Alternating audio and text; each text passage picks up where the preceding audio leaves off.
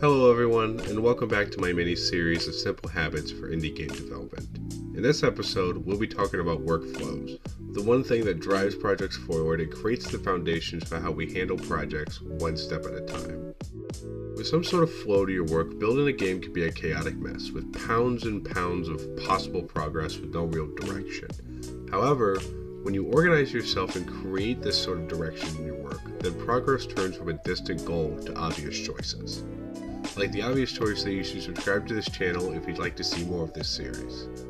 Now with that in mind, let's dive into some things that I've noticed when creating my own workflows for my own personal game development. So without further ado, enjoy.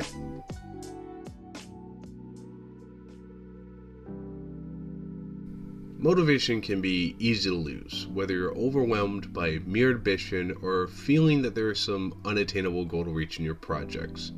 However, I do have a few tricks up my sleeve that will keep that motivation from running out even without noticing. The first thing I usually do is I need to find some inspiration wherever you can find it. One thing I did recently was I changed up my room a bit with ambient lighting, plants, and tons of art.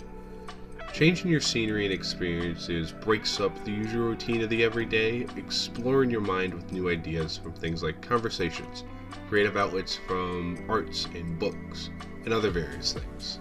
Another small technique that may help is something called habit stacking, the little formula for highly effective ways of building and anchoring new routines in the everyday. And it goes out like this. When I do current habit, I will do this new habit. For example, when I brew some coffee, I will go read for 5 minutes. Or when I get out of bed, I will go straight to my desk. Now, this may seem like it won't do much at first, but after I think the first 2 weeks, I can definitely tell you from personal experience that this helps out with making new routines.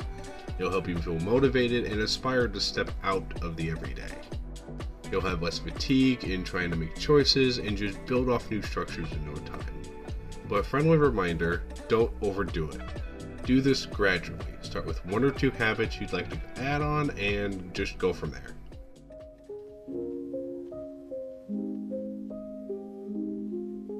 Looking back on progress to see where to push forward can often be intimidating, but with just 3 simple letters, I think I can come up with some way for you to see where things can improve.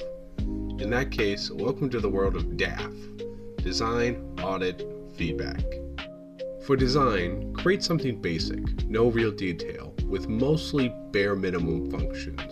When you have the base down, then that is when the idea will begin to take shape. Trying to create something with high quality right out of the blue will most likely not work out in the long run. However, if the basics are there, then change is easier later on, because if something doesn't work out, then you can just scrap it and try something new. Now for audit, look back into your ideas and think about what made them work. Don't overwhelm yourself with this idea. Just try to look at your progress with a sort of internal feedback. No doubt, no nagging, just a mindset.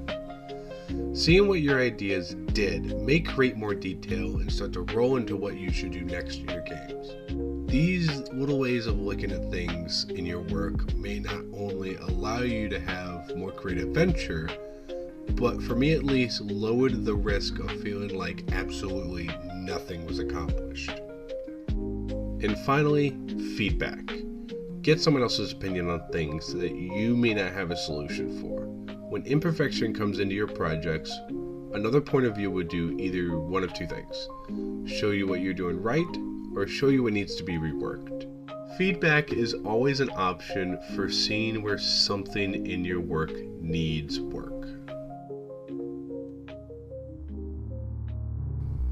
Adding a little bit of ease to your workflows to things that may seem repetitive or time-consuming can be taken right out of your hands with the magic of automation.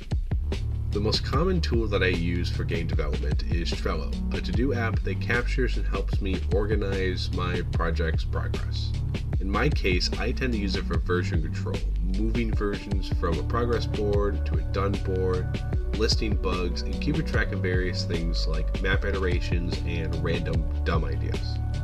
This has helped me streamline my workflow and do current tasks, done tasks, and tasks to do next, and just helps me generally keep up with the progress that I've made thus far. Thank you for making it to the end of this video. Hopefully these pointers can help you find a direction in seeing where you can organize yourself in the overall flow of your work. The work of game development can be a challenge as a whole, but I know that with the right tools and inspirational motives to do it, progress begins to show itself. So without further ado, this is Unknown, signing out.